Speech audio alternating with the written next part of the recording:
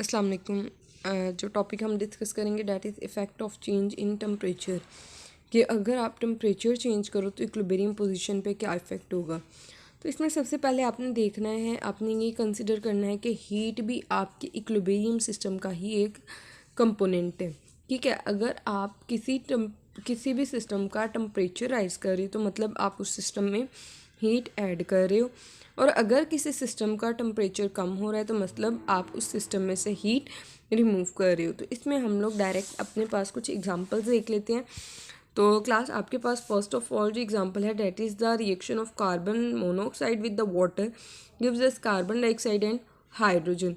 और अगर आप यहाँ पे डेल्टा एच यानी चेंज इन एंथैल्पी यानी हीट अब्जॉर्ब हो रही है, रिलीज़ हो रही है, इसको आप देखें तो आपको पता चलेगा -41.84 किलो जूल पर मोल कि यहाँ पे हीट रिलीज़ हो रही है।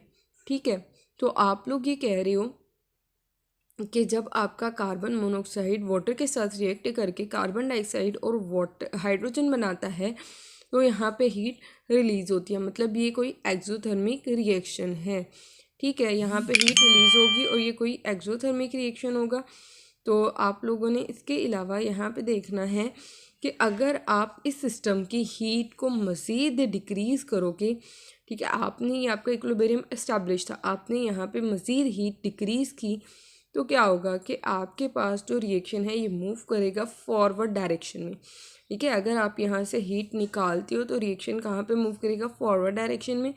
अगर आप इसी सिस्टम में हीट डालोगे, इंट्रोड्यूस कराओगे तो क्या होगा, रिएक्शन मूव करेगा बैकवर्ड डायरेक्शन में। ठीक है, देखो यहाँ पे जब आपके पास कार्बन मोनोऑक्साइड डाइऑक्साइड और हाइड्रोजन की फॉर्मेशन हो रही तो आपने कहा था एक्सोथर्मिक है, इसका मतलब हीट को रिमूव किया गया तो ये मज़ीद फॉरवर्ड में मूव करेगा। अगर हीट ऐड की गई तो ये बैकवर्ड डायरेक्शन में मूव करेगा। इसके अलावा आपके पास एक और एग्जांपल है पोटेशियम आयोडाइड की।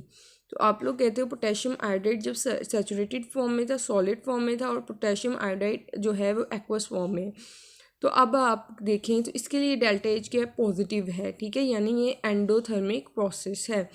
तो अगर आप इस सिस्टम को हीट प्रोवाइड करोगे तो ये रिएक्शन क्या होगा, ये मूव करेगा towards the aqueous potassium iodide.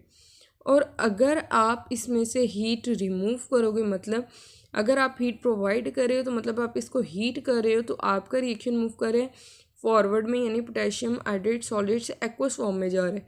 अगर आपने सिस्टम को कूल किया, मतलब आपने इसमें से हीट रिलीज़ की, तो क्या होगा कि पोटेशियम आयोडाइड एक्वस वाला जो है वो कन्वर्ट होगा सॉलिड में। तो इसको उसने कुछ इस तरह से कहा हुआ है कि अगर आप हीट ऐड करते हो तो आपके पास एक्वस पोटेशियम आयोडाइड बनता है, अगर आप कूल करते हो तो आपके पास क्रिस्टलाइजेशन होती है पोटेशियम आयोडाइड की। उसके अलावा उसने नीचे दो एग्जांपल दी हुई हैं आपको, जनरल कह रहे हैं, कहते हैं कुछ सॉल्ट्स ऐसे होते हैं जिनकी हीट ऑफ सोल्यूशन ज़ीरो होती है, यानी ना ही वो हीट अब्जॉर्ब करें ना ही इवॉल्व करें, इनके इक्विलिब्रियम पे कोई इफेक्ट नहीं होता कि आप वहाँ पे टेम्परेचर इंक्रीज़ करो डिक्रीज़ करो, वहाँ पे इफेक्ट नहीं होगा। इसके अलावा उसने कहा हुआ है कुछ सोल्यूशन ऐसे होते हैं जिनकी एंथैल्पी यानी हीट ऑफ सोल्यूशन नेगेटिव होती है, तो वहाँ पे अगर आप टेम्परेचर इंक्रीज़ करोगे तो सॉल्युबिलिटी डिक्रीज़ हो जाएगी। इसी तरह आपके पास effect of catalyst on equilibrium position है। तो आप लोग कहते हो कि आप अगर किसी इक्विलिब्रियम पोजीशन में कैटलिस्ट डाल भी देते हो तो उसकी इक्विलिब्रियम कांस्टेंट इक्विलिब्रियम पोजीशन पे कोई फ़र्क नहीं पड़ रहा होता, क्यों, कैटलिस्ट जो है वो जस्ट स्पीड अप कर रहा होता है रिएक्शन को। तो आपका बैकवर्ड और फॉरवर्ड रिएक्शन जो है वो इक्वल स्पीड पे इक्वल रेट पे चल रहा होता है, तो कैटलिस्ट जस्ट उनकी स्पीड को इन्हांस करता है और इक्विलिब्रियम पोजीशन पे कोई इफेक्ट नहीं करता। ठीक है, तो ये आप लोगों ने कर लेना। अगर कोई सवाल हुआ तो आप लोग काइंडली पूछ लीजिएगा। अल्लाह हाफिज़।